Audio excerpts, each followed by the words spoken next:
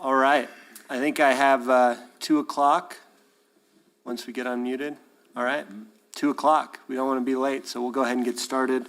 I'm going to go ahead and call to order the regular meeting for the Planning and Zoning Commission on June 6th at 2 p.m. Stephanie, can we do a roll call, please? Commissioner Byers?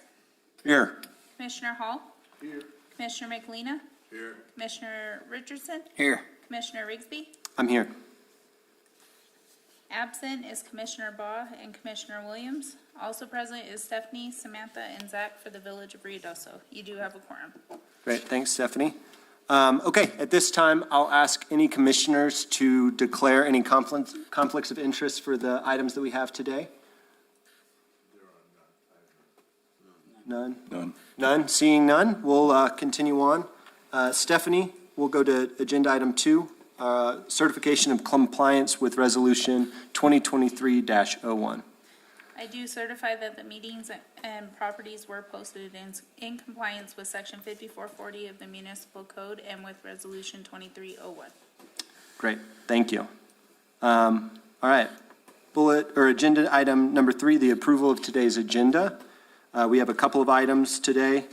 Does anybody have amendments? Do any commissioners have amendments to the agenda as stated? No. Okay, seeing none, we'll go forward with the approval of agenda I make a items. motion to approve the agenda. Great, we have a motion and a second to approve the agenda as communicated. Any discussion? We'll take a roll call vote then. Commissioner Byers? Aye. Commissioner Hall? Aye. Commissioner McLean? Aye. Commissioner Richardson? Aye. Commissioner Rigsby? Aye. Motion carries. Great. Okay, approval of meeting minutes. We have 2 sets of meeting minutes that we need to approve. We have our regular meeting on May 5th, 2023, and then a special meeting that we had on May 12th of 2023. Why don't we go ahead and start with the regular meeting on May 5th? Are there any corrections to the meeting minutes that Stephanie and Sam gave to us? Commissioner Byers? No. No? Okay, I just saw you come off mute. I thought you were. Stephanie, it says May 2nd in the meeting minutes, and the meeting was on May 5th, was it not? It was. Okay, so I would have that correction on the top there.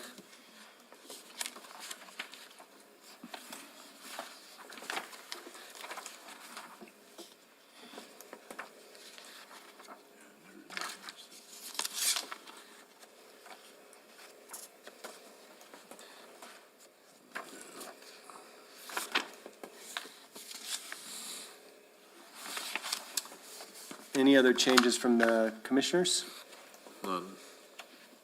If not, I'll entertain a motion to approve the meeting minutes as corrected for May 5th. Wait, Chairman, the Yep. meeting was the 2nd, that Tuesday. Was it the 2nd? Okay, so it was just wrong in our agenda there. Yeah, the agenda says May 5th, it should say May 2nd. Okay, so never mind, you can strike my correction, Stephanie. We did have a Friday meeting, which was the 12th. The 12th, yeah, that one was correct, so we're good there.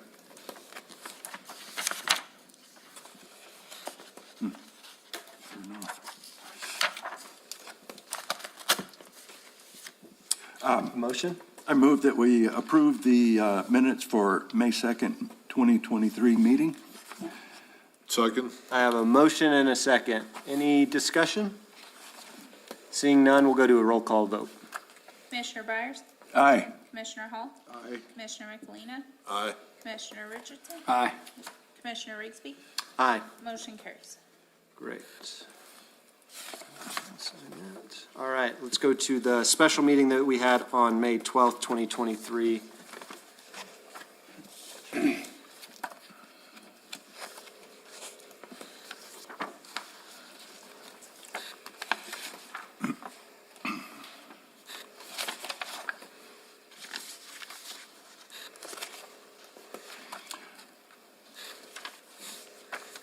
Any corrections, discussion, anything that sticks out for the commissioners? Good. Okay. Good. All good for me. I'll entertain a motion if anybody has one. I make a motion to accept the meeting minutes of the special meeting, May 12th, 2023, as presented in the text before us. Second. I got a motion and a second. Any discussion? Okay. Seeing no discussion, we'll go to a roll call vote. Commissioner Byers? Aye. Commissioner Hall? Aye. Commissioner Michelina? Aye. Commissioner Richardson? Aye. Commissioner Rigsby? Aye. Motion carries. Great. Okay. So that's the approval of the previous meeting minutes from the last couple items we had. Next, we will move into our public input. Our public input, we have some folks in the audience today and somebody online. The public input is for comments in general for up to 3 minutes per speaker about anything that you would like to bring in front of the board. If you have comments on agenda items, such as the ordinance updates or amendments or the condition or the quasi judicial hearing, those will be reserved for another time. So these are just for general comments. Any public input from the group?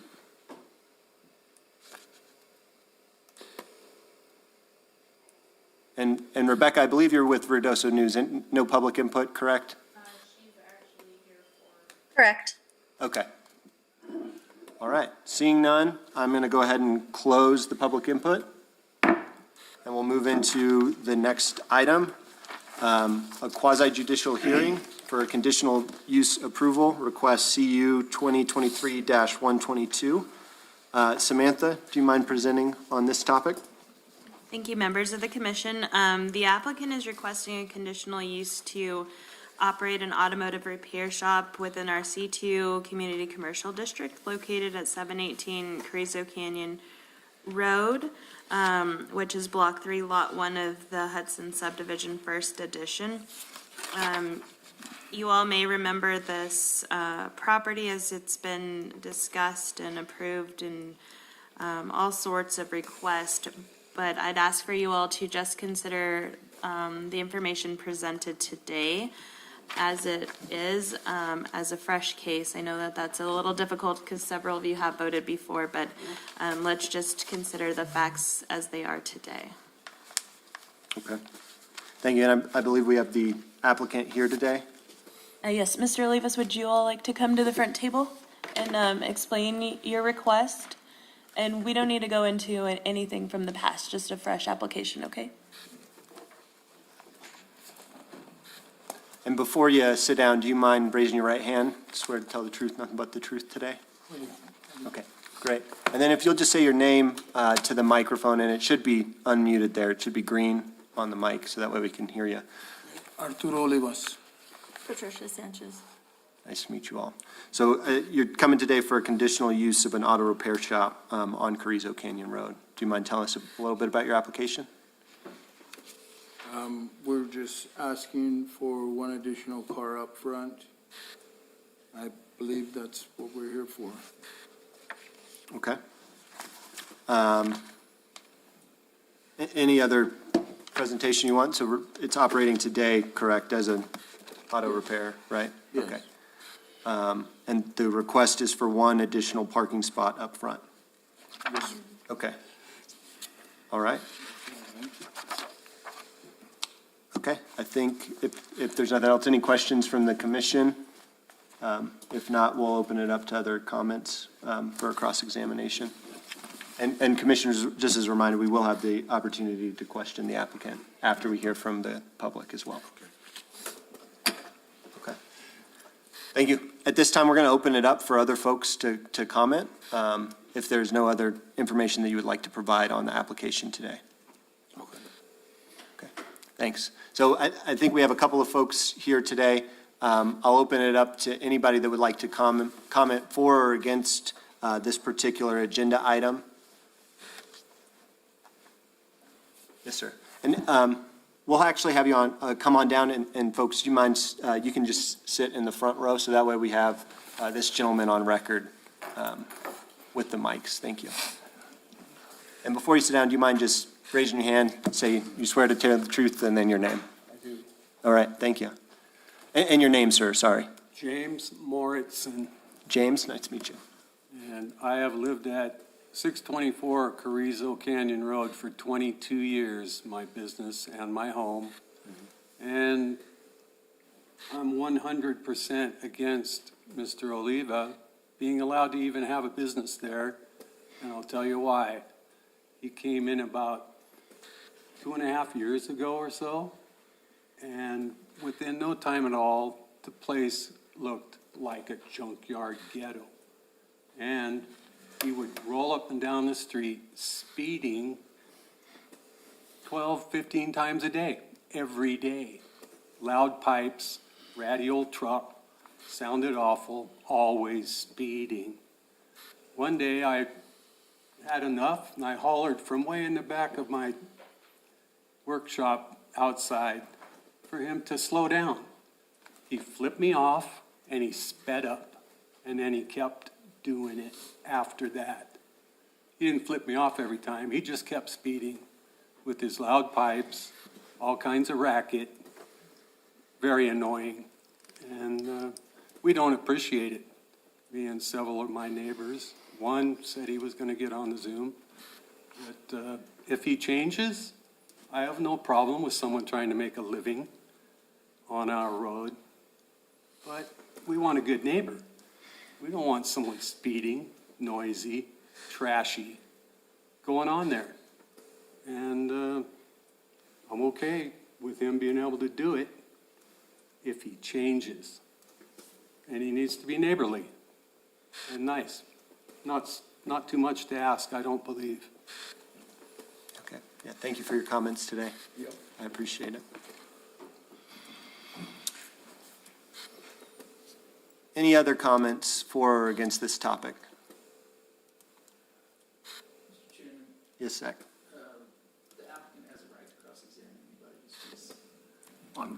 Thank you for the reminder, Zach. Mr. Olivas, you have the opportunity to cross-examine. And at this time, you can ask anybody that's opposed to this item, you can ask them questions or you can cross-examine, given the testimony that he had today. And if that's the case, if you don't mind just coming up front, so that way we can get it on. What was the gentleman's name? James, and I'm sorry, I couldn't pronounce your last name. Moritzen, yeah. 22 years on Carrizo Canyon Road. Yes, thank you, sir. I wonder if this gentleman has a problem with every biker that goes down that road that speeds. And a lot of people go down that road, racing up and down that road, not just myself, if I have. I mean, has he got photographs of me doing this? Maybe I have went over the speed limit once or twice. I'm not gonna sit here and deny that I'm not in a hurry all the time. But, it gets kind of annoying. I do have loud pipes on my truck. I do. And I do drive a loud bike. So does a lot of other people. But to be hollered at constantly. This gentleman yells at the top of his lungs, slow down. And apparently, his friend lives across the street, but it's hearsay. I'm not even gonna drag nobody else into this. But, you know, everybody's got problems. You know, I just wanna know, does he have any problems with anybody else racing up and down that street? Sir, and you can come up front. It sounded like the question was, do you have any problems with others going up and down the street? People do it all the time. Okay. So he did it 12, 15 times every day, all day. It was incredibly annoying, dangerous, kids, animals, all of it. He had no respect for us at all, and he showed it. Flipped me off. Okay. Yeah, thank you for your comments, sir, and thank you, sir. Okay. Any other comments from folks here in the room or online?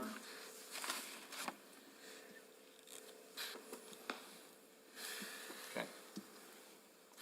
Seeing none, at this time, I believe I'll go ahead and close the public input portion of this hearing, and then we'll go into discussion by commissioners, and you have the ability to question the applicant. But thank you for your comments today, sir. All right, commissioners, and, sir, do you mind, could you give me your last name again? I'm so sorry. Olivas, thank you. Mr. Olivas, at this time, the commissioners might ask questions about your application, and then we'll go ahead and discuss from there. Commissioners, any questions for the applicants? And so sorry, sir, before we get to questions for you, I do have a clarification for Sam. So is it for the additional parking spot that we're here today, or for the overall conditional use? The overall conditional use. Okay. So although this gentleman is operating an established automobile repair at this location today, we have to have a conditional use for, It was, the conditional use was revoked. okay. And so he waited the appropriate amount of time until he was able to reapply. The fact that there's an additional space is just a different site plan that was approved with the previous conditional use application. So that's where the additional space comes in. But this is a brand-new application, and the site plan has changed slightly. Okay.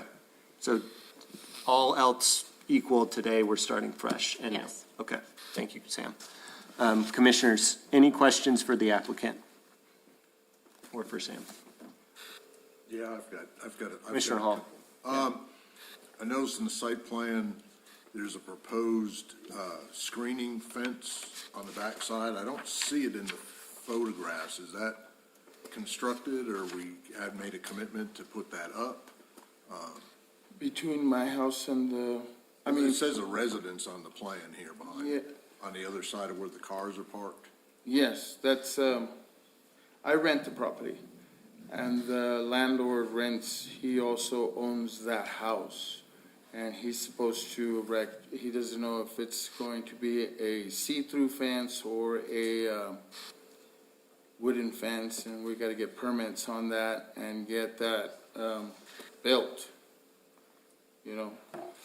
So is there something, Sam, that details what it should be between commercial facility and a residential facility? I mean, I'm not that familiar with all of the village standards as far as what the fence should be. You all do have an opportunity to require him to screen from residential properties.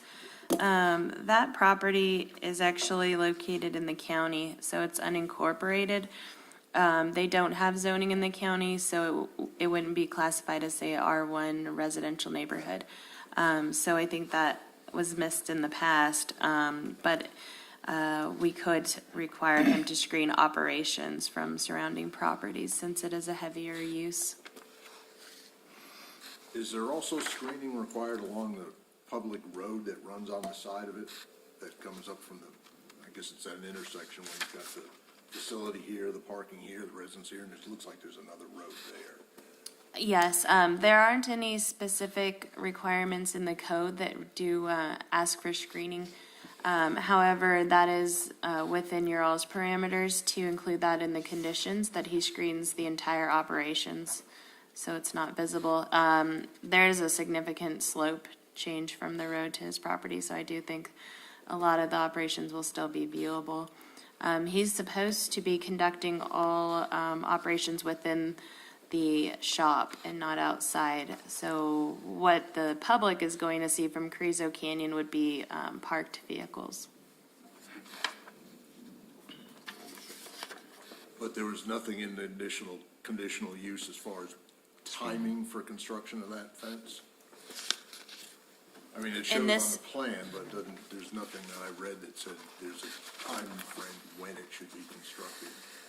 For the conditions, you can incorporate that. There is typically like a 6-month for inspections and site plans and building permits. And then you could set a time from there if we want to move forward with this within the conditions. So if you wanted to, that's within our purview as a commission. Yeah, as an example, you could say operations shall be screened within 8 weeks from the date of approval or something like that. Whatever you deem reasonable, we could add that condition in.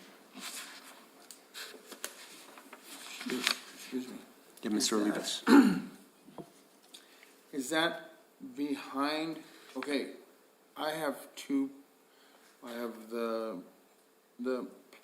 lot that my shop's on, and then behind it's the parking. Are you talking between the lot, the parking lot, and the residential? I believe he's referring to this, on the site plan, it says fence in between the existing home and the parking lot of your, Okay. up here. I believe that's what the commissioner is Because I'm referring putting to. up a chain, because I had problems after this, people kept parking cars. See, I moved out of that house, I was living in that house, and I moved out of that house, and people kept parking, people who moved into that house kept parking in the parking area. So now I'm putting up a chain with poles in the ground with the landlord's permission, with a chain with a private parking area.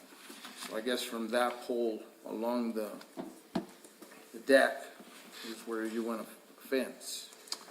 I think the commissioner was just asking if within the conditional use of the property, if we could require a fence, whether that's chain link or whether it protects the view from the property to the parking lot in this area. So from the residential to the property is what I think he was referring to. Because I'm just wondering how tall you're gonna want that fence, because there's a deck right there, and it's like 15 feet high to like, it's, well, probably 12 feet from the bottom of the deck. So if I build a 10-foot, it's like, not gonna really do anything. Okay. That fence would have to be like 20 feet tall to do anything, really. And for clarification, 12-foot is the maximum height in that district for a fence. Okay, great. Thank you, Sam. And a chain link isn't going to screen anything, obviously, so we'd need a solid. Great. Then on this side, if we put a fence there, it's a three-story house. I don't know how tall that fence would, but whatever needs to be done, I mean, whatever needs to be done, you know? I mean, I've been in compliance since the last meeting. So many cars, I found a way, it's not that big of a deal, on my part, just stay in compliance. Question. So, the request is for conditional use, and my understanding that the conditional use had been revoked. So right now, what I understand that to mean is that it is a C2 property at this point, right? With no conditional use. Has there been business operating during this time of noncompliance without a conditional use? Yes. The council revoked his business license several months ago, and he challenged that in district court. And the district court, the bottom line question of whether or not the village had the legal authority to revoke his license is still pending before the court. In the meantime, Mr. Olivas, through his attorney, filed a motion for a stay, which basically asked the judge to reinstate his previous conditional use permit that was revoked. So the judge, and the judge granted his motion, reinstated the previous conditional use permit, and basically under a threat that if he violated the conditions in that conditional use permit, then there would be court sanctions against him.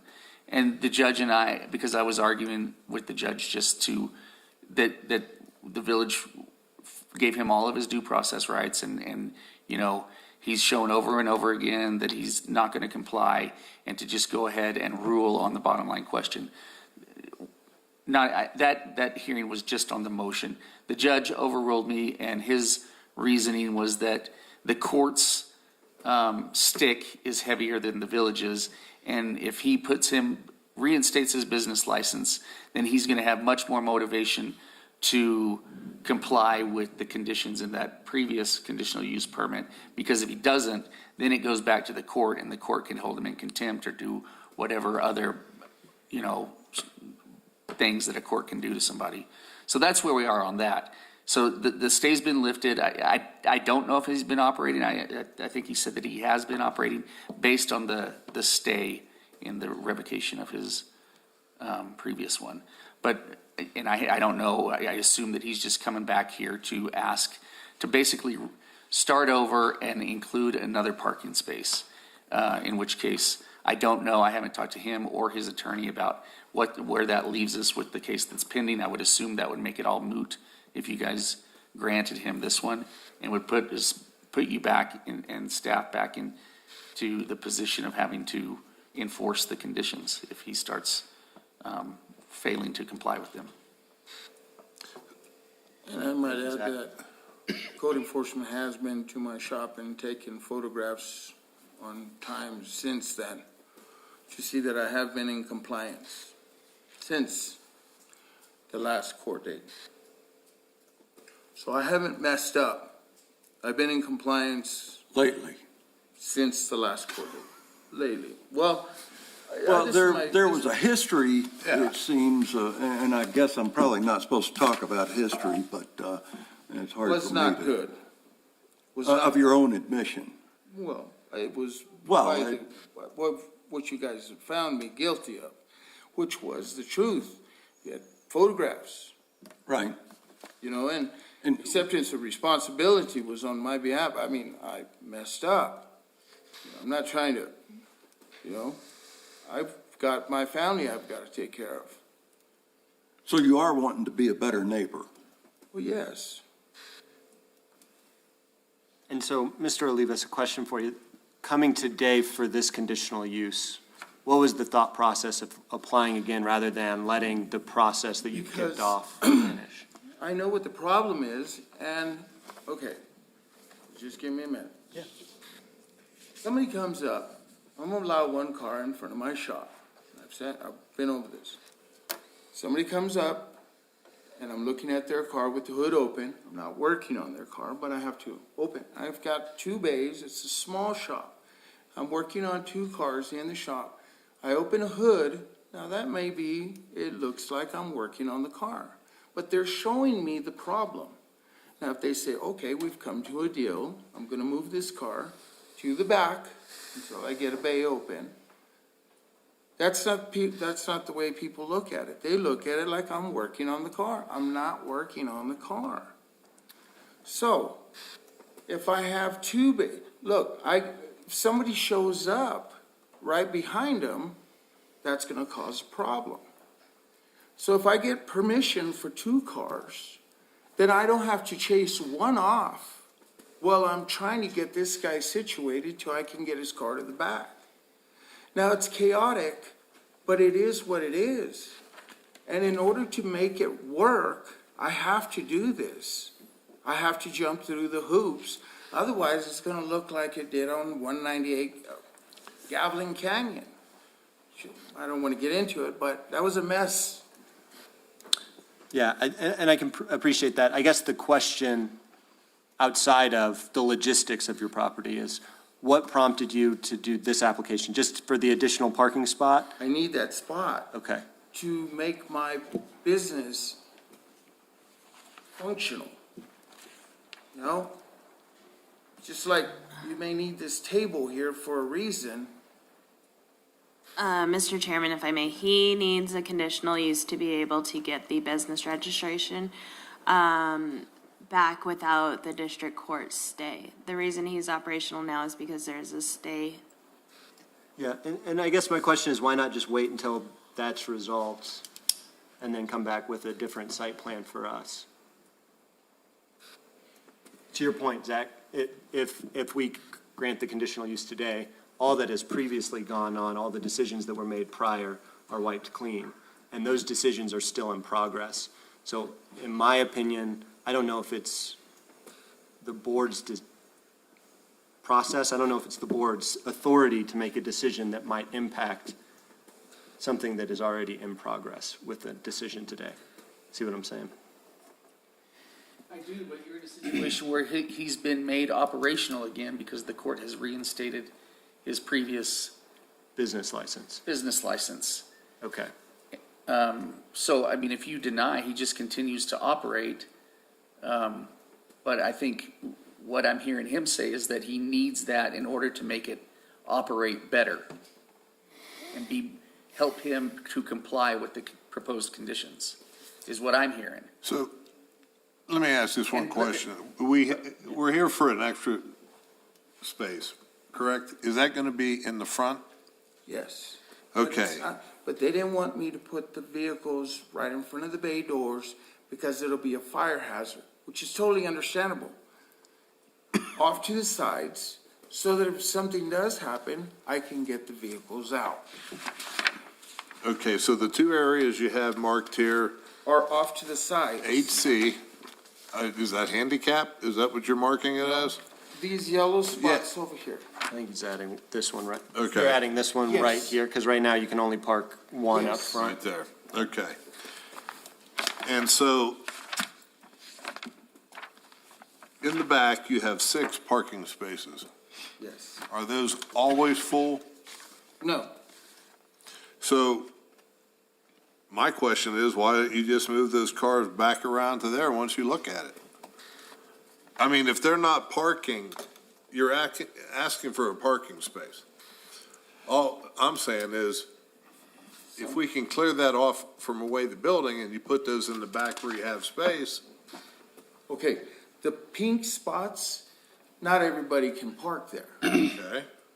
The yellow spot, though, if I have two, I don't have to run somebody off because somebody showed up. If I'm helping somebody and somebody shows up, code enforcement drives by and gets a snapshot of that, I'm in non-compliance.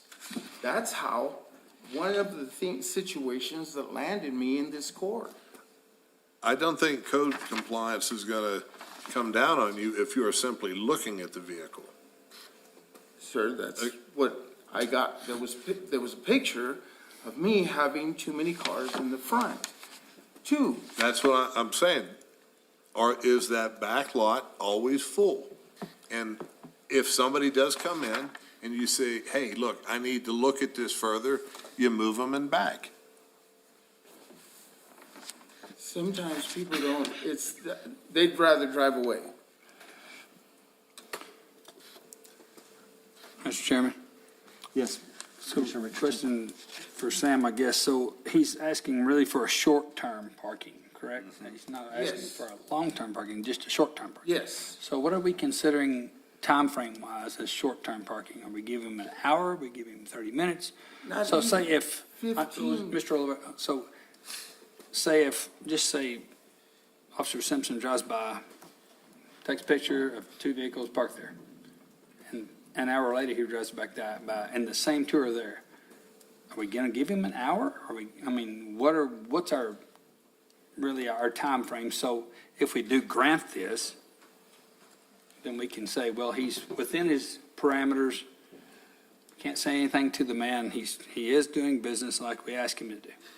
I don't think that there was a time frame. My understanding of what happened, those vehicles were permanently Right, parked, not so- permanently forever, but long-term parking. It wasn't just because somebody had drove up and Right. Officer Simpson took a photo. That was an actual violation. So the fact that they're temporarily, pulled up to speak with him or have their vehicle looked at, I don't think that that was the issue.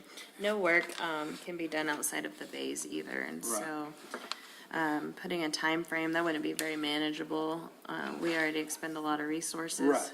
I'm on just this saying, property. I'm looking at it as if there was a complaint called in and Simpson or whoever drove by, took a picture just for time and date stamp purposes, and he managed to come back by 2 hours later.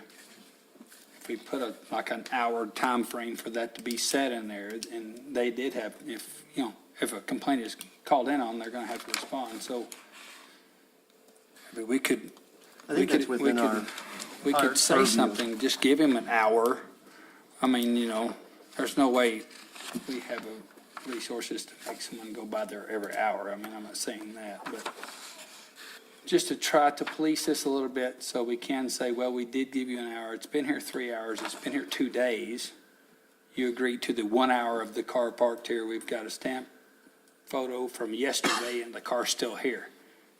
Another question is, can we put him on like a probation period and it not be a exact day when code enforcement's going to drive by? That way, he doesn't have time to clean up his act and be prepared for us. We have it here, and the conditions that he must remain in compliance with the site plan as provided and agrees to periodical inspections of the property every 6 months. Okay. If an inspection results in a finding of a violation or complaints are received on the property, the planning commission will be notified in writing and applicant will appear at the next regularly scheduled meeting from the date of the violation. If y'all find that to be too lenient or want more frequent inspections, you can change that as well. Okay. I'm just, a spot inspection would keep him a little more on his toes, let him know that, hey, it's not going to be on the 1st or the 15th or whatever the case may be. You know what I mean? I've known in the past that if you give someone a certain day, then we clean up on the day before, and that really wastes a resource that we all know that if, you got to clean up by a certain day, we're going to be ready for the inspection, so. Thanks, Maybe Commissioner. we should put it in there just as a spot inspection, Yeah, thank you. if we approve this. Thanks, Commissioner. And Zach, I'll call on you. I think there was a comment you were going to make before Commissioner Michelina jumped in, if it's top of mind. If not, Come on, Zach. we don't have to. I can't remember. Okay, no problem. No problem. So, I got Commissioner a Byers, yeah. quick question, and it's just from looking at these photographs, and I'm not sure that they're relevant, but it looks like there's a trailer parked in the handicap area in one picture, and I'm not sure about the other picture. It looks like an ATV of some sort, which I doubt is a handicap person, but here again, it appears that on both sides of the shop are supposed to be handicap parking, which I suspect that 90% of the time are vacant, but they're occupied in these photographs by non-handicap, and obviously you're using them as additional parking that is, The first one that you mentioned with the trailer, that photograph, I don't know where that came from. That was before I even rented the place. If you look down under the stop sign, you can actually see a for sale or a for rent sign. I've never seen that trailer before. Now, the ATV, I will tell you, at one time, Mr. Simpson, before all this mess got started, I had a bus,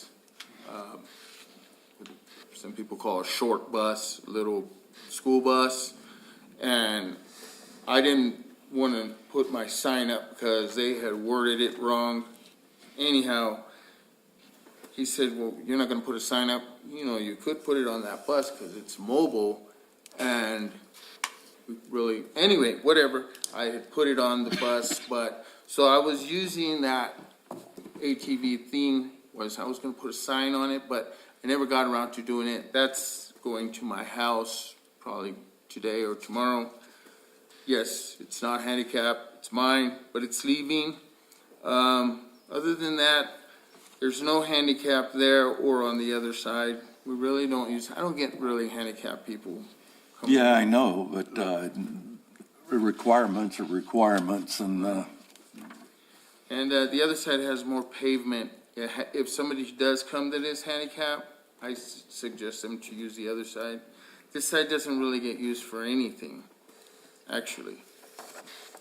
Even though it's a handicap and I've got the plaques and everything, it doesn't really get used for anything. yeah. So, but I will straighten that out.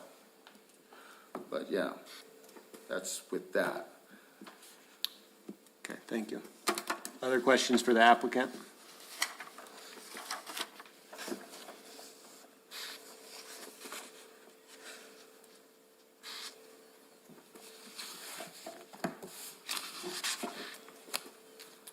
I do have a question. How many cars have you gotten in that back lot?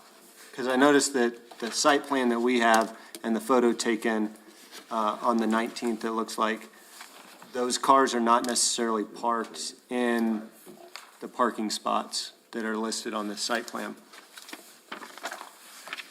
Yeah, there's 5, I think right now, there's about the same.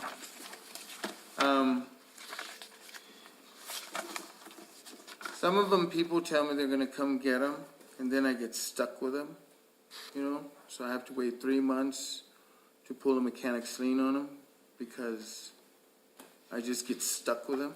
They don't wanna pay their bill, or they just, and I can't just throw them anywhere. I have to stop and do something with them. I can't throw them in the junkyard. I can't take them to my house. I can't do anything. I'm literally, it's a foot in the doorway.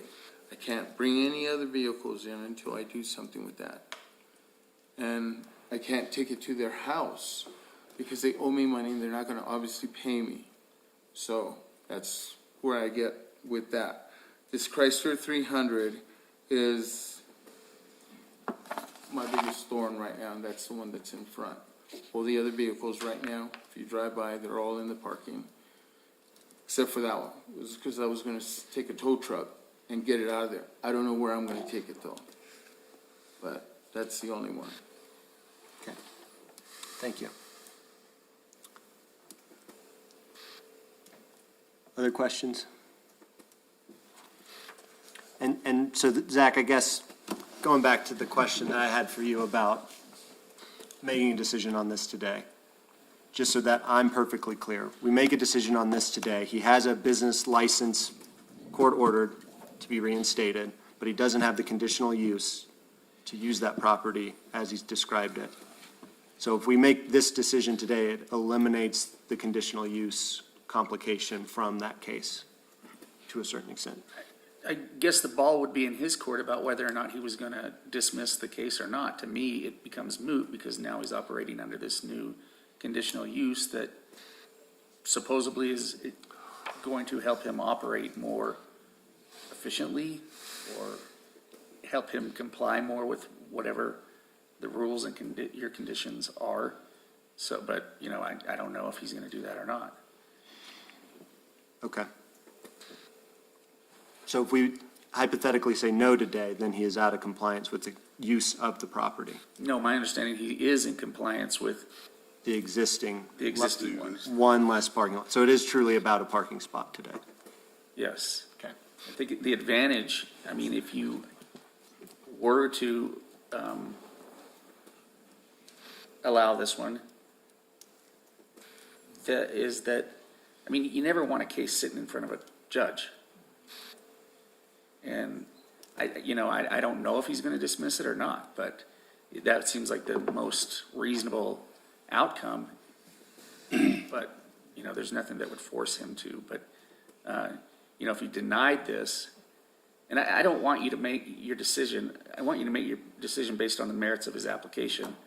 But if you deny it, then this thing goes away and we're in a position where we're in court, which we are, I mean, but it's just gonna come down to a decision, and we could lose. Okay, thank you. I mean, we could lose it either way, Let me ask you another question here about the time, 10 PM to 7 AM. Is that set in stone, or can we These alter are just that? recommendations from Yeah, we staff. can recommend that, or we Okay. can change that. Anything on the staff recommendation can be changed or altered by this commission within reason. I think if we approve this today, then we could implement the fence requirements, the We can put that- parking Yes. time frame. I mean, we could actually maybe help the neighbors where they don't have to look at so much stuff or whatever. I mean, I'd like to see where we kind of, I don't want to bring y'all together, I'm not Dr. Phil, but, I mean, to do something where everyone kind of agrees, make it a little bit better, maybe not scream at each other. That's not for us to decide, that's not our court. But, fence-wise, maybe little beautification there, and, and you and him could, you don't have to hug and make up, but at least you don't have to look at each other so much. I don't know. It's up Do you to have, do you have a motion or any other comments? I mean, I guess if there's comments by the commission, this would be the time. What do y'all want to do? It's up to y'all. I'm one guy. I think we should look at the staff recommendations and see if there's anywhere we need to tune it or tweak it a little bit. Maybe make it a little bit more palatable and a little more enforceable. Yes, sir. So, Commissioner, do you have any ideas? I mean, we know one is good.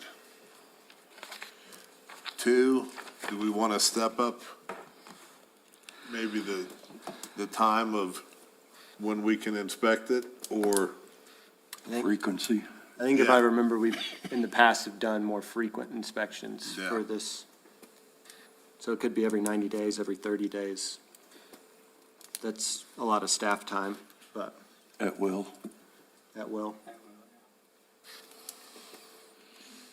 Yeah, because that would give you the ability, if someone makes a complaint that's there all the time, neighbors there all the time, we're not there all the time. Yeah. Yeah. They can say, hey, this car's been parked here for 2 days now. We know it's only supposed to be short-term. That gives you at least that ability to be able to respond to that.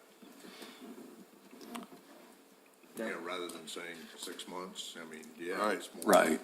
It's more effort, but Mr. Oliveris, is an hour good enough for you to inspect a car and, Absolutely. okay.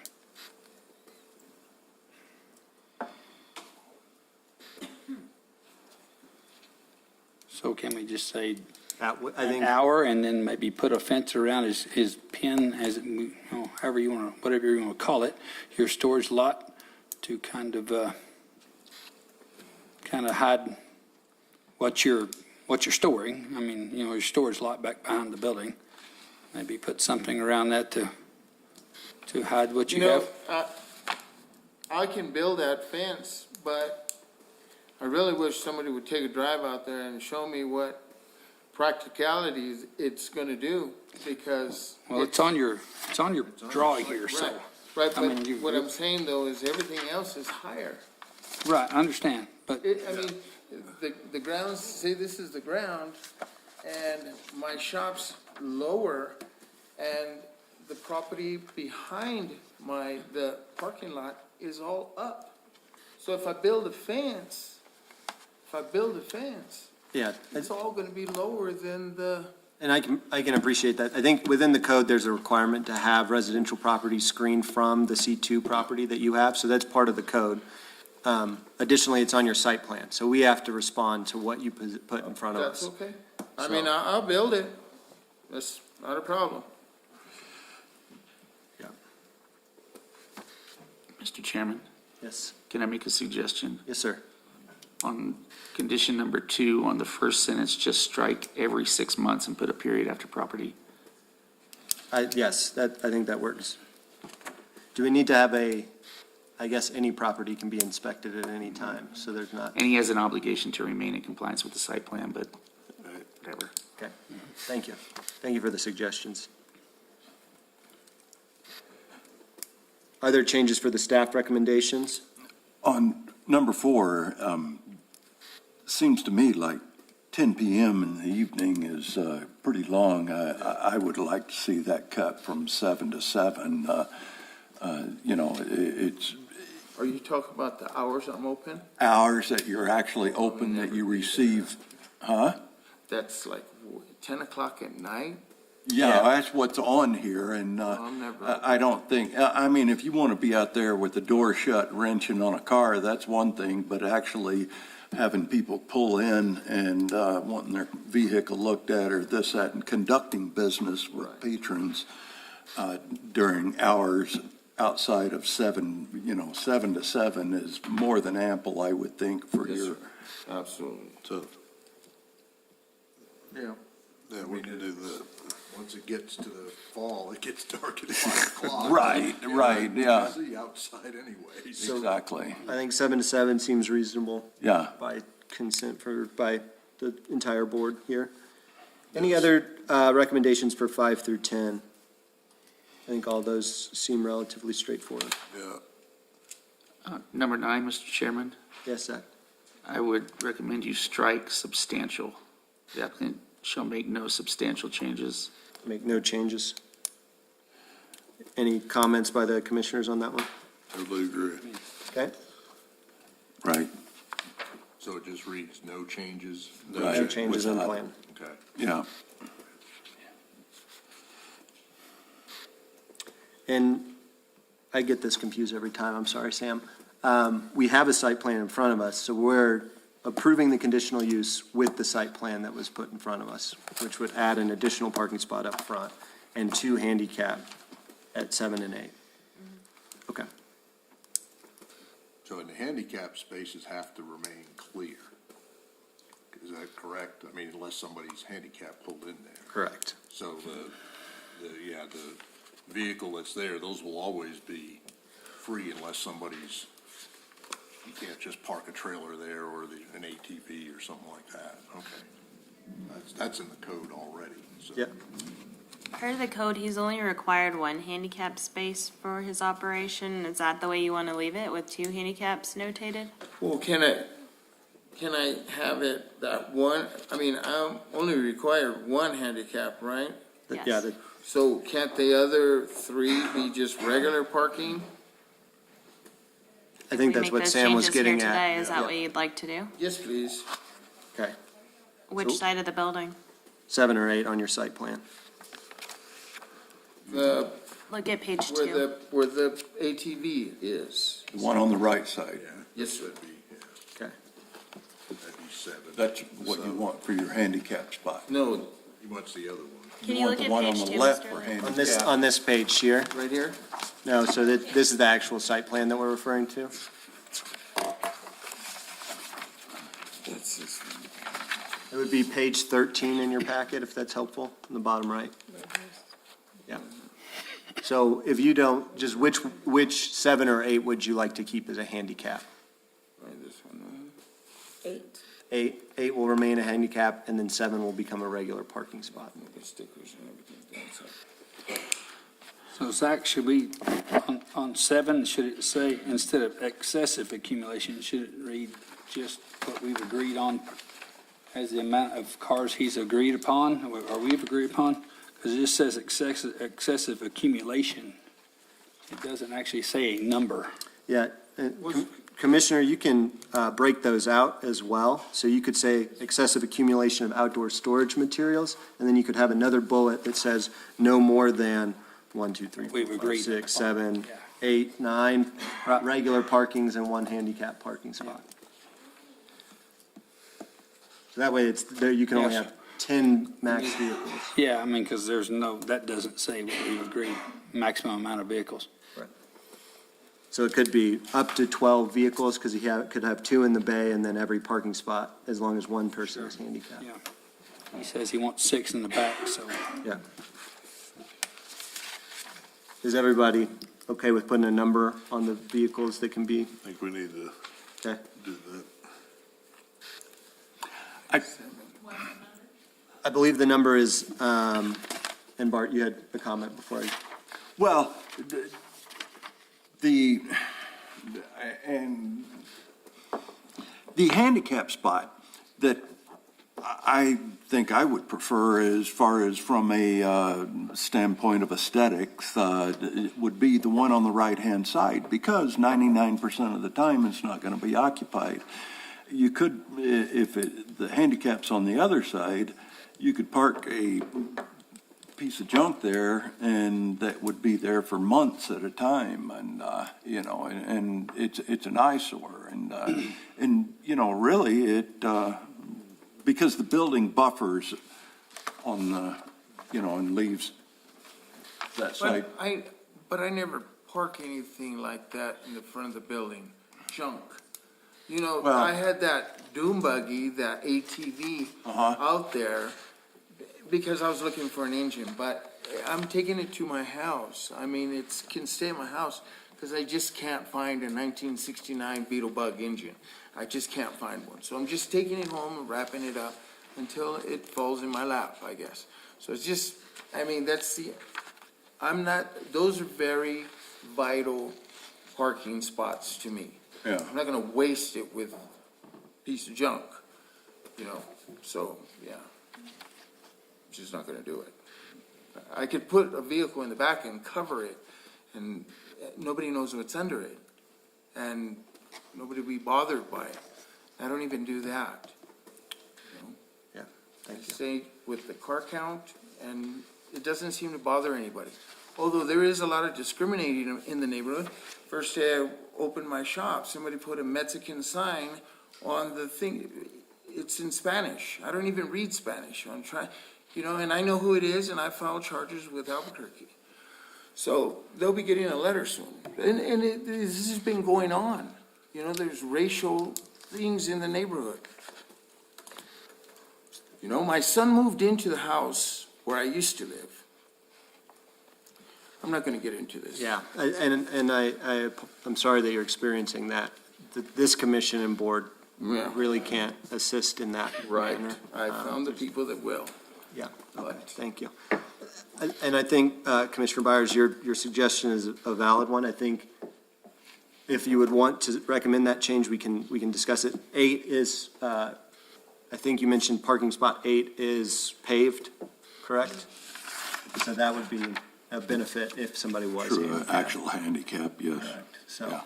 that might make sense to keep it Okay, in that manner. I'm good. I have a simpler question. Yeah, Commissioner Hall? If we eliminate one of these handicap slots is off the site plan, and why do you need an additional short-term spot?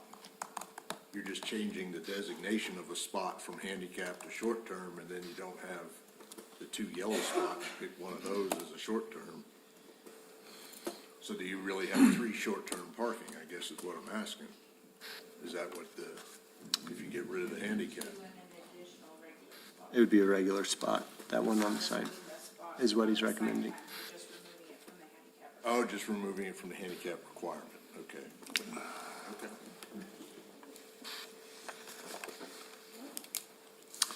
I think the number 1, 2, 3, 4, 5, 6, 7, 8, 9, 10, 11 regular vehicles and 1 individual in the handicap.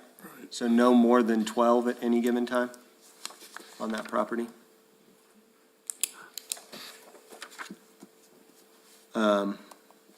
Any other recommendations or changes to this staff's recommendation? Mr. Chairman, Yes, Zach? can I clean up number 7 just by saying the applicant shall not allow the accumulation of any outdoor storage of materials nor more than 11 vehicles on the property? I think that language is okay with me, if it's okay with the commission. And then 11, that's including the handicap spot, because if there's 2 in the bays, and then there's 9 other spots, that would be 11, plus 1 handicap spot would be 12, if I'm not mistaken by the site plan. Well, then I think we better put it to the number of actual parking spots. Okay. So 12? Sam, do you agree with that? Maybe I'm bad at math, that's a possibility. He's counting 2 in the bays. 2 in the bays. Yeah, In the back. Those really aren't parking spots. Yeah, but it's vehicles. Yes, he's counting temporaries also. I think we should just count the 10 and then not count the temporary, the ones that are just coming and going. Okay. So I think the language right now says number of vehicles, not necessarily parking spots. And so I got to 12 just because the 2 in the bay, but I'm open to whatever the commission would recommend. If you say 11, I think that's fine. But is that going to jam him up if he's got all the, how many parking spots are there? If you count the parking spots, there's 10, I believe, plus 1 handicap. So that's 11. So he has- And at this point, we're not No, talking there's about 9, handicap sorry. versus not handicap. We're just talking about cars that are allowed on the property. So there are 12 parking spots outside the building and 2 bays, That'd be 10 outside. 10 and outside two and 2 inside. bays. 10. So the way the prose language is now, that number of vehicles on the property, which would include inside and outside. So if there are how many outside? 10. 10, 10, including the handicap, including handicap. 11, 12 inside. Yep. So then, I think the applicant shall not allow the accumulation of outdoor storage of materials nor more than 12 vehicles on the property. That way he can comply and have the spots that he needs. Okay. Did you get that, Stephanie?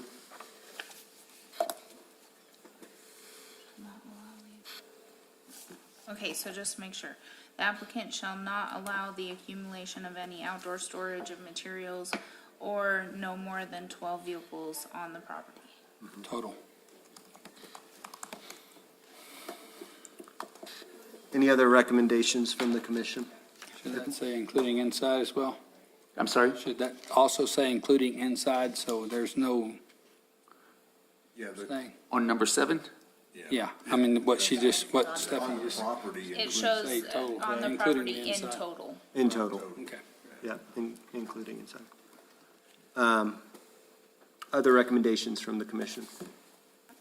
We want to try to make any kind of barrier around his parking in the rear, even though it's, Right now, it does Terrace. say install a fence to screen the business operations from the resident located directly behind the operation. right, So, Are you talking about the sides, maybe? Joe? sides, yeah, I mean, just for, appearances on the side street or whatever. I mean, I'm just taking in consideration of the neighbors and their comments. They just say, We did have public hearing here as well. I mean, a couple saying, yeah, I mean, there could be a compelling reason that he should fence or screen in that entire parking yes. area. I mean, just to keep everybody happy. Thoughts from the rest of the Yes, sir. board? This is our time to do it. Yeah, Yeah, well, like I said, I would think at least from the public road, if the resident wasn't on any of the input that we got, we didn't get anything from the resident, the owner of that building, did we? That's actually behind the storage yard. I do not know who the resident is, but I did notify the property owner. so, the house, Mr. Olivas. the house right behind? It's my son. Yes, sir. I recognize that. The conditional use stays with the property, so it would be in perpetuity. So regardless, if your son moves, somebody else moves in there, the conditional use and the use and operation of this property would still exist. So regardless of who's in that, Yeah, it doesn't matter who's in it. Yeah. It's just a difference in the. But I believe the home that he's referring to is not notated here on this map. The assessor's map doesn't have that home drawn in right behind the shop. It sits on the same lot as this, so you're right, it'll be, the conditional use will stay. The white home that you see there is in the county, okay, a separate residence from where his son resides. okay, thank you. I think regardless for the group, do we want to have him screen in his parking area in the back? I say yes. I agree. We got 2 for it. Bill, Art? I'm good, yeah. Yeah, I think, as I said, if nothing else, it's. For aesthetics. It's a gesture of goodwill in the neighborhood. It is. I mean, it's one where, yeah, will it be effective? Yeah, it's gonna cost a little money to do it. Yeah, it does, but, it's also one of those things where, not everybody likes to see cars piled up, and as if you're driving, regardless of, you may be on a different piece of property and seeing, but if you're driving a 6-foot fence, you can't see over it. Yeah. So that does provide a visual barrier, and, that's probably something that's just a smart thing to do. Okay. Yeah. I think then for Stephanie, number 3, we'll update it to say, install a fence to screen business operations on all sides of the parking area. Okay. So that's including the front, where the cars come in? No, just on your site plan, where you have the parking lot in the back, you would have it screened from the 3 sides that doesn't butt up to the building. Does that make So sense? that would incorporate the front. The parking lot's in the back, right? And then there's a Yeah. building in between the parking lot. So this is the building, the parking lot behind that. Yes. And you want it along the roadside and the back and the house, correct? Yes. That's not along Quezon Canyon Road. Yeah, just not against his building, the back of his shop. Yeah. So where 5 and 6 are, where 4, and then where the entryway is, 1, 2, okay. because the building, Yeah, the building So screens that. Right. basically, Well, that's what he was asking when you said no. Was Yeah. the entrance to the parking. 'cause yeah, the that's parking all on we either do. side. And then if that's some sort of gate, or you could do the wire fence, but trying to block as much of that, I would think, is what our goal would be, to enclose that area. I'll probably come in a little bit so you can't even see the cars from the highway. Okay. Perfect. All right, Okay. commissioners, any other comments? Mr. Chairman, Yes, Zach? what's that condition gonna actually say on the permit? Yeah, really great question.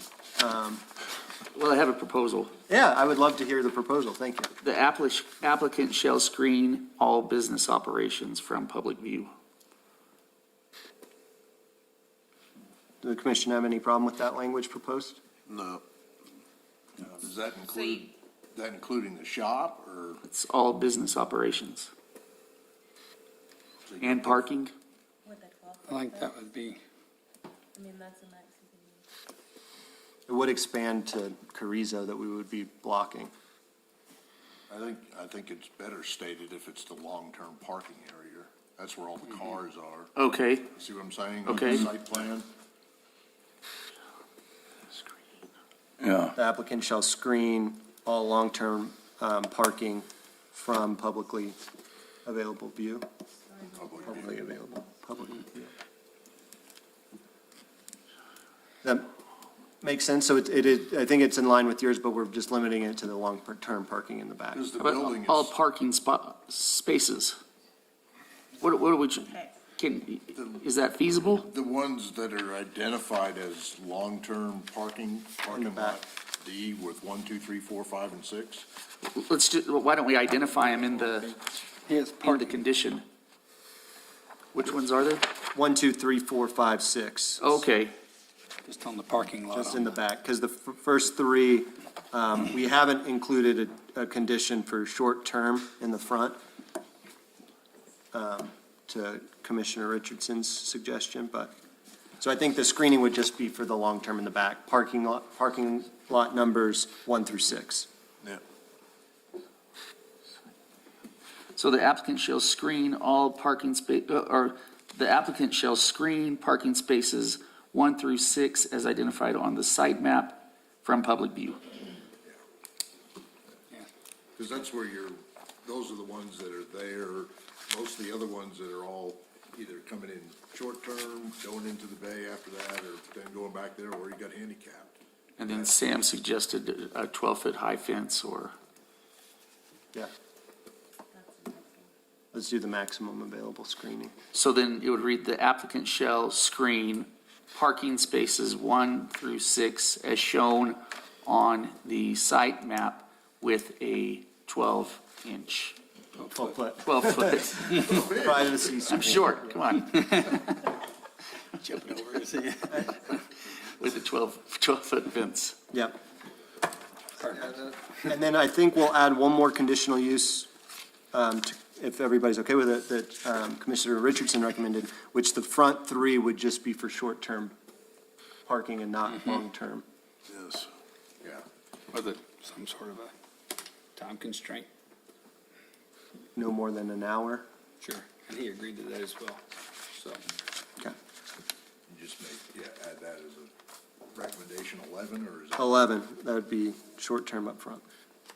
Condition, not recommendation. Condition, yep. Condition. oh, front Okay. 3 parking areas show.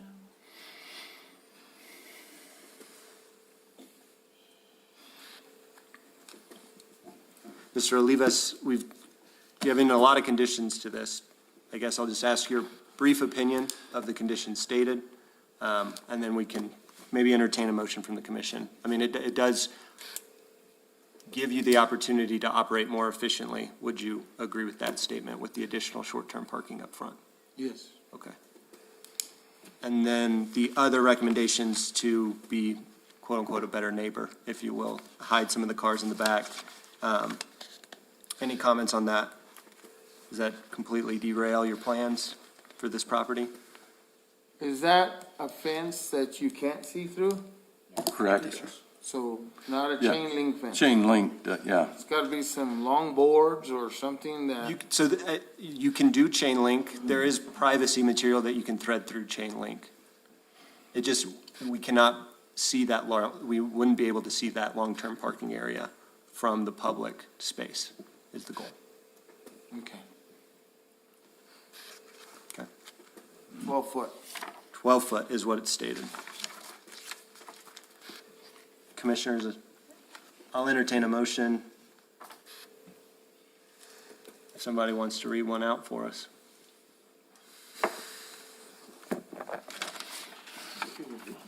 Anybody? It doesn't, I mean, there's four of you. All right, so based upon the foregoing findings of fact 54-68, 54-100 of the Village Code, I move to grant the requested conditional approval for KCU-2023-122 with the conditions stated, as well as what we've added Yes. in the case report. I have a motion. Good, Zach? Yes. Okay. Stephanie, you feel like you've got the accurate representation of the conditions in the minutes? Yes, do you want me to go back over them? Would the commission want to hear them again? I think Sure. They were good. we're good. I'm good. I'm Okay, good. I have a motion. Do I have a second? Second. I have a motion and a second. Let's move to roll call vote. Commissioner Byers, Aye. Commissioner Hall, Aye. Commissioner McLean, Aye. Commissioner Richardson, Aye. Commissioner Rigsby. Aye. Motion carries. Thank you. Mr. Olivas, we couldn't comment on the gentleman's concerns about the speeding and the traffic and the loud cars, and you're not the only one that does that down Carrizo Canyon, but I would ask to be maybe less aggressive with your neighbors when appropriate. You're a grown man, he's a grown man, I'm not going to get involved, but that's the only comment I'll make. So I think you need to talk with Sam to sign the conditional use that we have, or maybe it's you, Stephanie. I have it, but since we've modified so much, I don't feel it's appropriate to have him sign this copy until I can get something more legible. Perfect. Sounds good. Is that okay? And then I'll contact you and you can come back and we'll meet up for the signature, and then I'll get you something that's not. Thank you, Mr. Olivas. Yep. Have a wonderful day. Y'all too. Thank you. Okay. Where's our agenda at? All right, let's move to public hearing. We're round 3. Phyllis, I see you're on. Thank you. We're going to continue talking about Chapter 54, the Land Use Division for zoning districts. We are going to either approve, disapprove, and recommend changes to the village council. How are you, Phyllis? And do Hi, I'm good. How are you guys? That was a long hearing. Yeah, it was. And Stephanie, do I need to open it up for public input, or is it just talking? When you feel that you want to. Okay. Or if you want to continue discussion and later open up public comment. Okay. I think we'll wait until a little bit later because we do have some more discussion. So, Phyllis, I think when we last left, I see that there's a bunch of changes in the document. Commissioners, was everybody able to read the changes that Phyllis listed for us? Any comments or anything that seemed to be missed? And then if not, Phyllis, I'll kick it to you and we can talk about the usage table because that's, I think, where we were. Yeah, and I think we had pretty well gone through the use table. Okay. So what I wanted to do today was have the use-specific standards and the use table up side by side so that we can discuss both. Okay. And in your copy, the use-specific standards are following the use table, but I'll have them up side by side. I'm going to share my screen. And then, so, Commissioners, this is starting on page 60 is the use-specific standards. And then we're going to refer to the table on pages 59, 58, 57, 56. Go ahead, Phyllis. Okay, so the use table is what we went through last time. And I've highlighted where things have changed or been added so that it's more clear. I don't know if you have comments about the things that are highlighted in the use table. The things in yellow are new. The things that are shown in track changes are changes that were made. But do you want to go through the use table, each group at a time, and then cover the use-specific standards at the same time? Would that help? I'll open it up to the board for a little bit of feedback, because we've gone through this a couple of times. And if there wasn't anything through your review that was wrong, I read it, I went back between the use-specific standards and the table, and I didn't see anything inherently different between the two. Yeah, and I think that in the use table, the changes that we discussed, we got all the way through that at the last hearing. Yeah. And so what's new is the standards. I just wanted to have the table up in case there was a question about where it was allowed. Fair enough. So yeah, let's go through the use standards,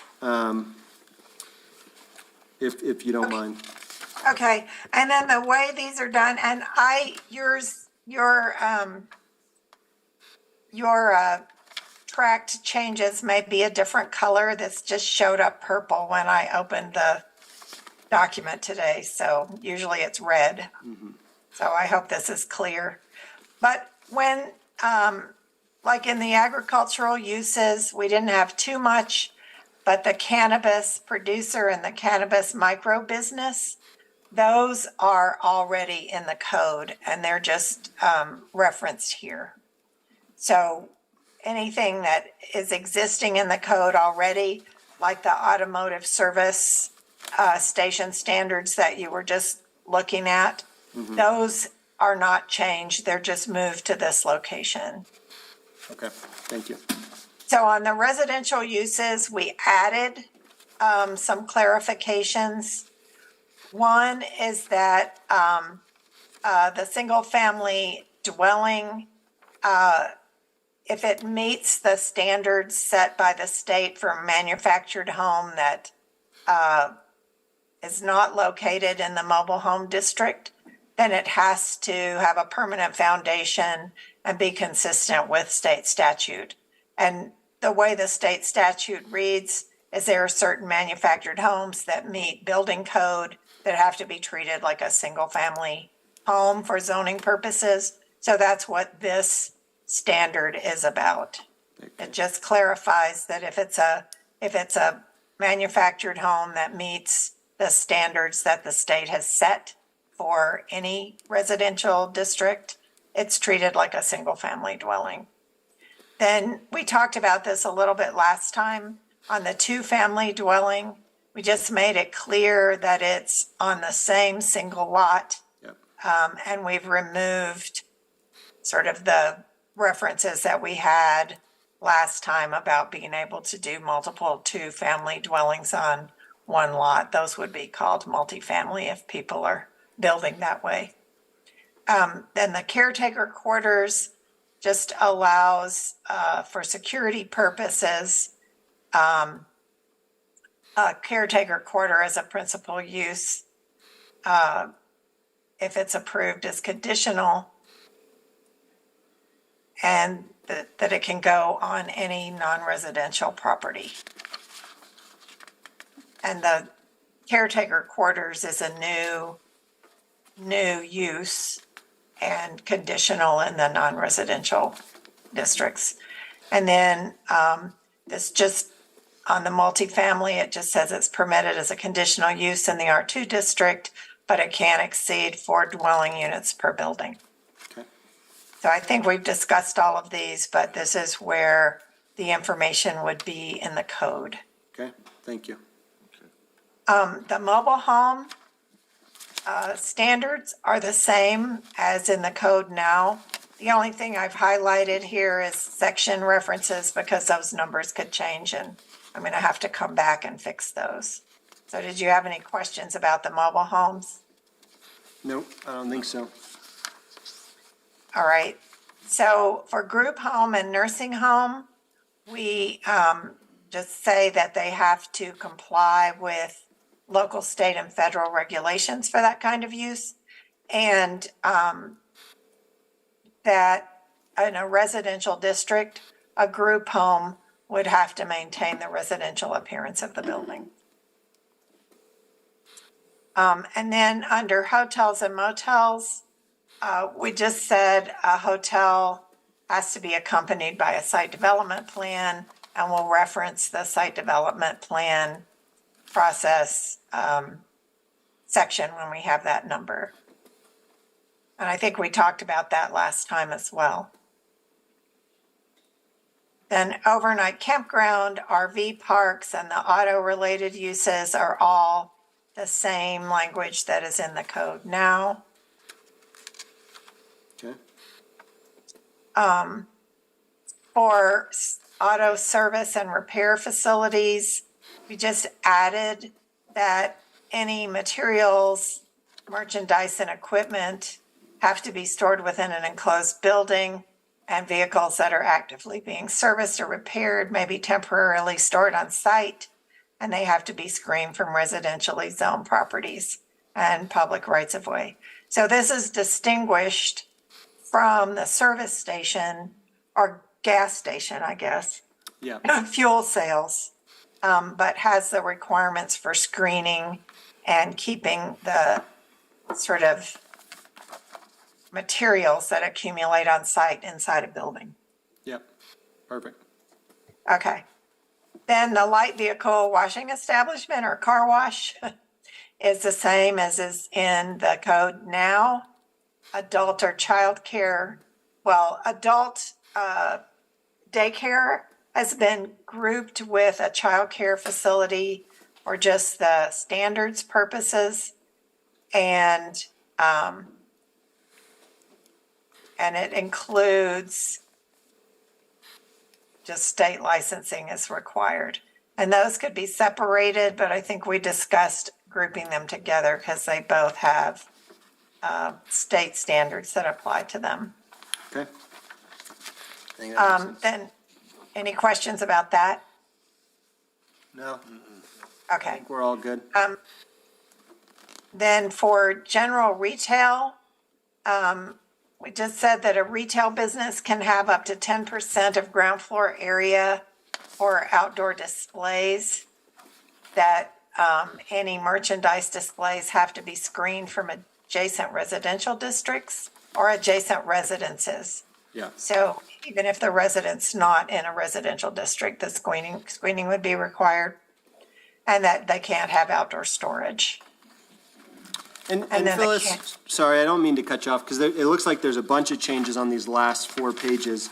The changes that we see here, are each of them for a unique justification, or is it just formatting? Just that way I'm clear.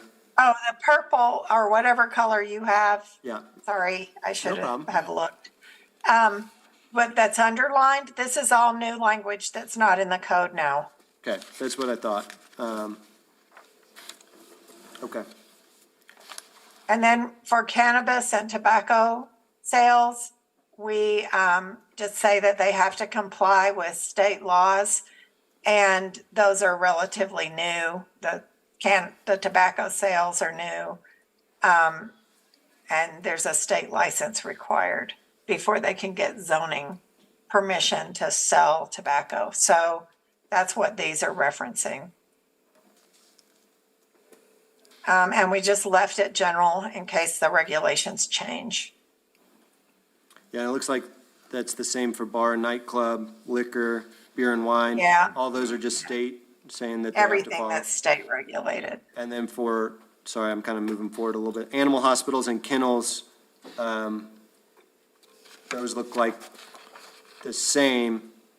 They just have to be enclosed and have to follow property nuisances, right? Right. Okay. And then adult, Now, I sorry, tried to reference, language or codes that are already, or, things that are already in the city code, okay, rather than put a standard here. yep, And so that's what all of this is just making sure that they comply with other standards. And they would have to do that anyway, but this kind of alerts them that those exist. certainly. And then for adult entertainment, and retail sales, et cetera, it's just the spacing requirements. I don't think you even have a business like this in the village right now. But if you did, they would have to be separated from residential areas and from schools and from each other and churches. The mobile vending, I think we might have talked about. I think we but We've covered- gone over this with staff. Yeah, we went over mobile vending in detail, along with industrial uses too. I remember we went through Yeah. artisan, light, and heavy manufacturing in detail. So I think we're Yeah. okay there. And then the rest, the storage, the fencing and all of that, it's the same as in the code now, except for fixing the sections. And then the next changes have to do with firewood sales, which I think Yeah. we also talked about, Yep, and heavy vehicle and equipment sales. And that all has to do with what has to be stored inside and what has to be screened. yep. And then I think we did contractors, I don't know if we discussed, but it looks like it's just about That's the screening same. and storage. We did talk about television and radio, Yeah, and I believe we talked about health exercise facility and swimming pool. right. And we've added neighborhood park. And so on recreation and entertainment uses, we now have a neighborhood park. Yep, And then other outdoor, we're also adding a definition of neighborhood park in the first module. And then the rest of these, I think we also talked about. yep, ADUs, family, child care home, yep. And Yeah, the drive-throughs. drive up is just making sure they don't like stack out into the public right of way or block parking or block access and egress. What do you think Home about the, occupant. oh, sorry, Phyllis. Do you have any questions about those? It doesn't look like it. Commissioner Byers, the electric vehicle charging station, they added that language. Did you read that? No, I did On not. page 68, it talks about the different types or levels. Yeah, so the first two levels are the ones that are, can be on, private properties. Well, they can any be on private properties, but they're the smaller ones. And then the level 3 would require a conditional use permit. I guess that's just size, Yeah. Yeah, voltage. the level 3 would be like the fast charging stations that you would see in a commercial location. Great. I think And that, it's more like a business. okay, And then the rest is already in the code. that's great. Well, thank you. Thank you for going through that. Any comments or questions for Phyllis from the commission? Any comments from the public? Oh, yeah, we'll go ahead and open the public hearing. We've kind of gone through the details. I'll go ahead and open the public hearing now. Any comments? Yes, ma'am. You do, yes, ma'am. Yeah. I did forget your name, so you're gonna have to, I'm Kelly Smith, and I swear to tell the truth. thank you, Kelly. Just curiosity, just wondering who Ms. Trujillo is? Ms. Trujillo, I believe you're with Ruidoso News, is that correct? No? No, I'm actually a property owner in Ruidoso. Oh, okay. Oh, I'm sorry, Miss Taylor. Miss Oh, Taylor. Phyllis, So she's she helped come up with yeah, next recommendation. Phyllis, do you want to go ahead and introduce yourself for the general public, just so that way they know who you are? Sure. I'm Phyllis Taylor. I'm a city planner. My company is Site Southwest. And we are under contract to the Village of Ruidoso to update their zoning regulations. Yeah. Or and so Chapter 54 She and regulations. staff go through and are going line by line for the updates. It comes to this commission. Sure. We review it, provide our feedback and input, and then it goes up to the village council. So this is just a recommendation to the village council. So that's the Thank you, I process, yeah. understand. I thought she was with the village at first, and then when I heard her say something about the village, Yeah. like she was a part, so she's a city planner with a company that. A contractor that's Yes, working with the yes, village, yes, okay. ma'am. And on page 67, I think on hers it was page 48, but we kind of went over it. It was between entertainment, recreational, and then you went up to the drive-up and drive-through service window. But in the middle of that, it says accessory uses, dwelling units. Yes, ma'am. All that's in red. Does that mean that added or changed or? Yes, ma'am. So. It was added. It was added, is the change there. So accessory dwelling units were passed previously by the village council as a part of R1 zoning. At the time, it was for like a mother-in-law flat or for additional family members to have a separate dwelling unit from the primary residence. The changes that we've had today is mostly that they can't be used for short-term rentals, so making that explicit. And the owner or long-term resident must live on site. Right. So to be clear that I understand it, if you had a single-family dwelling and somebody had a little, like, mini home put in the back for mother or whatever, that's not okay. For ones that have gone through the conditional use application. Oh, sure. Or the accessory use application for that unit in an R1 district, Okay. correct? But Yes. if something happens with mother-in-law, you can't turn around and start using that as short-term. As a Okay. short-term rental is our recommendation, yes. Sure. We have left it up and open for long-term rental, and that has been a change. Okay. Right now, I don't believe within the code you can explicitly do that. Thank you for clarifying that. Yep. Thank you. I appreciate your time. Yeah, of course, thank you. Any other comments, or? Okay. Yes, ma'am, come on down.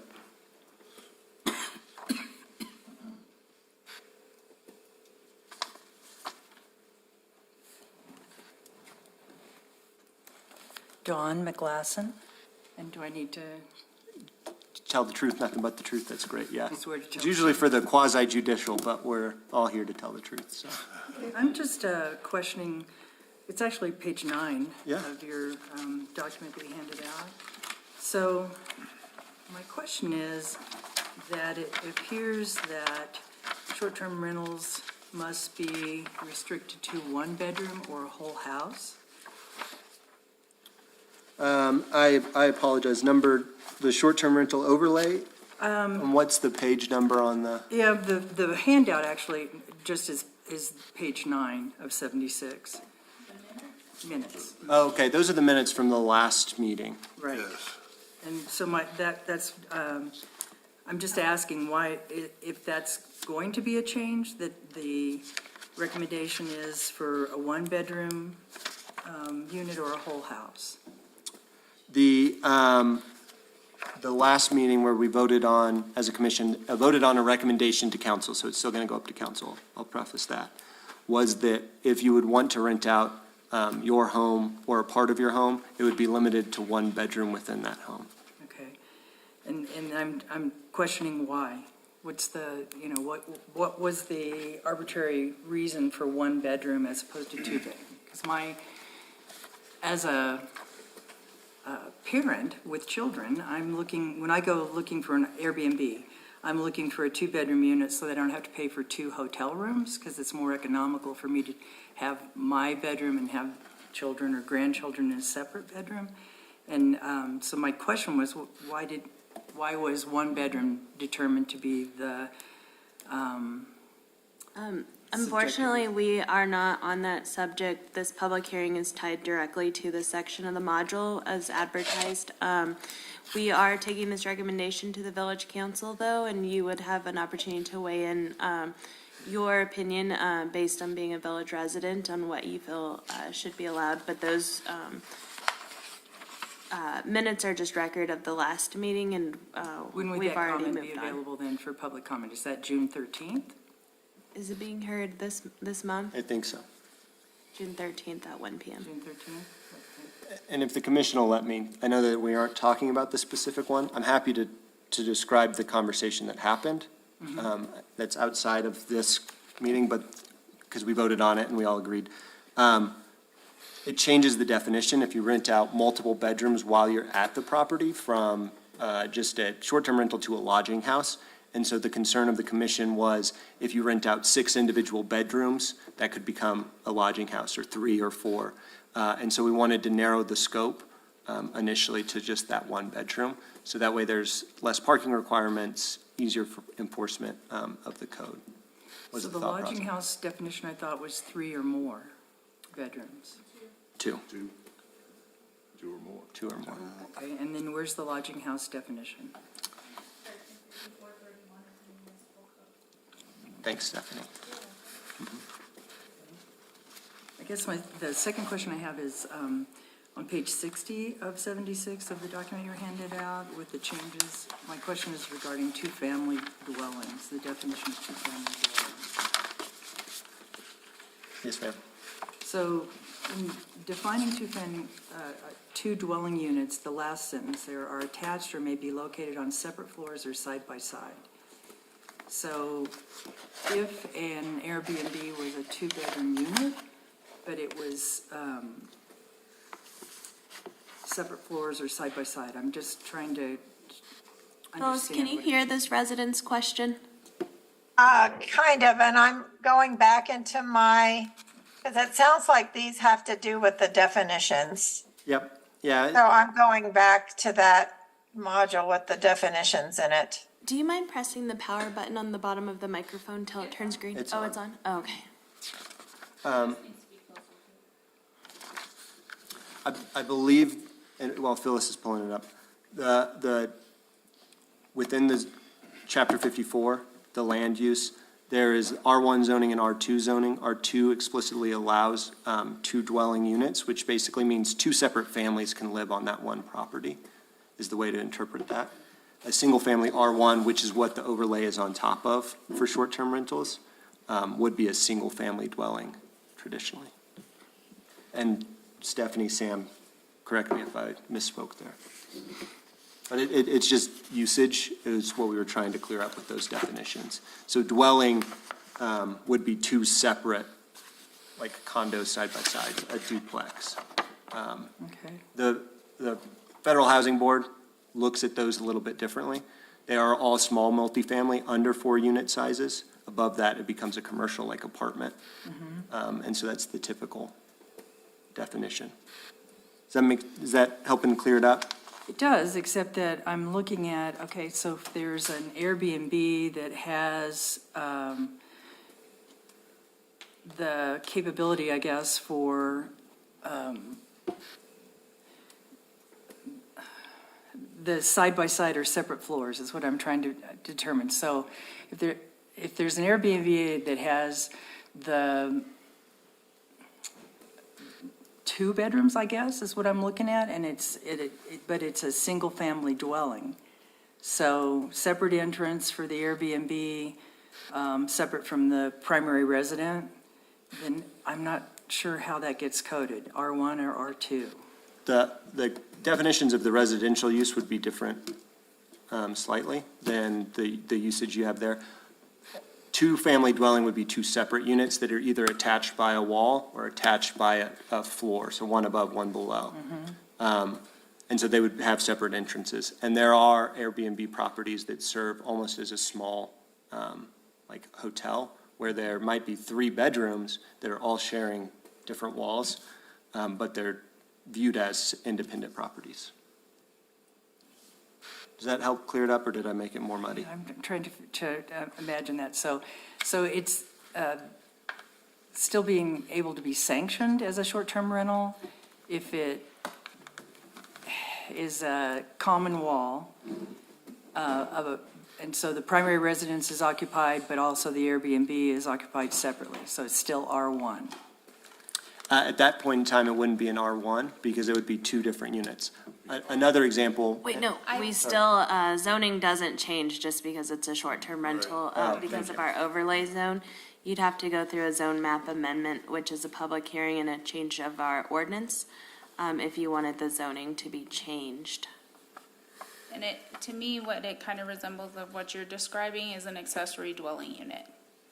That is an accessory dwelling unit, a separate No, physical unit. no. It doesn't have to be, it could be common No, wall. it's just a dwelling unit. So that is by a building code definition, incorporating a bathroom, kitchen, and sleeping area. And if there's no kitchen, how's it zoned? If it's just a bedroom and A bathroom and living single-family area? residence, it would be a bedroom located within that, Okay, So the zoning wouldn't change. or the use of the property. so as long as there's no kitchen? It's I kind of the understand your definition, It's a bedroom. defining definition between that, The definition of a dwelling right. as compared to the definition of what? Whatever separates R1 and R2. I mean, if you're looking at, R1 and R2 are zoned, so they're an overlay in the map. So it's not the building on that property, it's the actual zoning of the municipal code, by the municipality. So, across the way here, this might be R1. I own some condos over this direction, those are R4. It's just by the map in the village, or in the municipality. Okay. And I don't want to cut, because this is great feedback. It sounds like you have a specific question. What I might recommend is either working with staff offline, or I know that there's a number of us that would happy to talk with you, but staff would be the most knowledgeable. okay, otherwise the June 13th meeting. Right, and they might be able to help you address the question that you have in the context of the code today, because it sounds like you might want to rent out part of your home. I know that that's coming up for our next meeting for the council. And if you remember, I think you were here the last time we had the commission, we voted in approval of some of those changes, so you could rent out a part of your home, and then I'll go to village council, and they'll make a decision from there. But if you have specific questions, it might make sense to Right. talk Okay. with staff. Okay, I appreciate that. Okay, yeah. all right, that's all. Thank you. Thank you, and thank you for sitting through the long session before. So just so I can be clear, we do have a definition of lodging house that was what you discussed before. We probably would need to add the side-by-side or one over the other for the two-family, because all we say is it's a two-family unit. And then her other questions really have to do with a short-term rental overlay, is that correct? Yes, yes, Phyllis. And I don't know if there was any changes recommended from that. It was just more clarification. Right, and if there are, if in the discussion of the short-term residential overlay, it's changed, then it would just be replaced in this document. Yes, ma'am. And that's going to occur in the next village council. They're going to bring that up to discussion. Okay. From the commission, any other changes to chapter 54 as Phyllis described them? Oh, yeah, any other public comments? Okay, seeing none, I'll close public comment, and then I'll entertain a recommendation to the village council. We had a lot of changes, and we've covered it 3 meetings now, but we need a motion to recommend still. And so I'll entertain one if anybody has one. Don't be bashful, guys, come on. I'm waiting to see how to word it. I think it's just, Just chapter 54? Yeah. Right, or- I don't know if we got language to recommend. Okay. Does that include everything from our special meeting as well? No, it's what's located in this document. Were all the changes reflected in here that you all have made? Yeah, So just say like with said changes for module 2? yeah, not in this one. This is a separate one. Oh, a separate one, We okay. did a specific one for short-term rental. Oh, So this is just That'll the, come up separately to council then? it's coming up next week to council, and then this is gonna come up in July to council if we, regardless if we disapprove recommendation or approve recommendation. Or recommend to approve or recommend to disapprove. About the noise stuff, that's all. Yeah, All of that will be either approved or denied by council on the 13th. Okay. And then if it's approved, that language will be given to her, and it'll be. Be incorporated into this. yep. Ron? Okay. Okay, mister.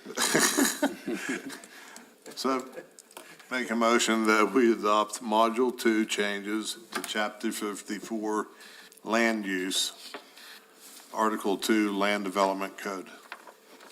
Second. I got a motion and a second to recommend changes. Any discussion? We'll go to roll call vote then, Stephanie? Commissioner Byers? Aye. Commissioner Hall? Aye. Commissioner McElina? Aye. Commissioner Richardson? Aye. Commissioner Rigsby? Aye. Motion carries. Thank you, gentlemen. Okay, let's knock out these other two agenda items. Sam, I know that you have a written report for us that we all were able to read beforehand. Any highlights or any comments on your development report? No, I don't have any. I'll stand for any questions you all may have. Commissioners, any questions for Sam on her report? I do have one that's not related to the report. I know that we're beginning to lease Meacham Meadows right now. Any update you want to provide there? In terms of number of people that have signed a lease or? I'm not up to date with it since Berkshire Hathaway is our property manager. I do know she has a list she's working through to get applicants housed there. Okay. And remind me can you share the rent rates? They range, so I think the cheapest is $823, Okay, and then the most expensive was $1,000. What did I tell you, Steph? $1,009, something like that. So it just ranges. They're 3-bedroom, 2 baths. Are the lower end, because those are the lower end of homes, but the Karsten homes are a little bit more expensive to rent. okay. Thank you. And we're finishing the site development over there on 99 Sunny Slope. Okay. And there'll be one more 3-bedroom, 2-bath place there. At one point you mentioned, and maybe that was just in passing, that there could have been 2. And it's just going to be 1 on that site plan? Yes, because of the drainage closer to the stop sign there. Okay. And we do have a site plan back for adding homes to 603 Meacham. So as funding becomes available, we will work to develop that site a little bit further. That's the one with the rock house on it? Yes. And is the plan to have it in a similar type of home that we have on, or is it? Well, currently there's 2 cabins in the back that are really tiny, and then the larger rock home. So it wouldn't be like that, but it would still be more cottage style compared to the single wide manufactured homes that we have out here. Okay. So like tiny homes, modular, or? No, side not home? necessarily tiny homes. Do you all remember when the mayor was here and they brought in those prefabricated homes? Those manufacturers, you might not have been. I might not have been around. We had a big presentation about pre-builts that come Okay. in, and they look really like. They're duplexes. Okay. I can find that information on my own, so. So possibly, but there isn't any funding yet for that. And so that's what we're working towards. Okay. And then we're gearing up to resubmit our application for the 72 units of apartments south of P&M. So we'll try again this year for the 9% tax credit application. We're already working on that now, so we can get ahead of it. Thank you. Sam, do you know if they're gonna put pavement down at Meacham Meadows on top of the raft that they've got down? The millings is the final product for now until more funding comes available. So it's a funding issue, okay. Great. Thank you, Sam. We'll move to comments by commissioners. If none, I would entertain a Oh, motion. I have a couple more things. Okay. So just if you all would keep an eye out, I am short-staffed right now. I have an opening for an administrative assistant that would issue the permits at the front counter and a multidiscipline building inspector. So Bill Powers will be leaving the village July 3rd, and so that leaves me one opening. And you have to be a general contractor? No, not necessarily. You have to have work experience in the field. I think it's at least 3 years of work experience. It'll be verifiable that you worked under a journeyman. Okay. So not necessarily a certified licensed So I could apply? contractor. Yeah, you're looking for a job? I was about to Looking at you, recommend that. Bart. They'd be lucky to have you. They'd be lucky to have you, Bart, you know? Tonight at 5:30 at the community center, we're having a public input meeting for our upcoming ICIP, which is just a project list Okay. that we have for planning purposes. And there's Zoom and in person. Cool. So hopefully we'll get some good ideas. And you said July 3rd, Bill's leaving? Yes. Okay. Anything else, Sam? That's it. Thank you. Okay, thank you. Commissioners, any other comments from you all? If not, I'll entertain a motion for closure. I make a motion that we adjourn. Second. Got a motion to adjourn in a second. You guys are quick on that one. Any dissent of We knew closing? the language. Seeing none, we'll take that as our closure. Thank you all. Give a cat a chance. All right.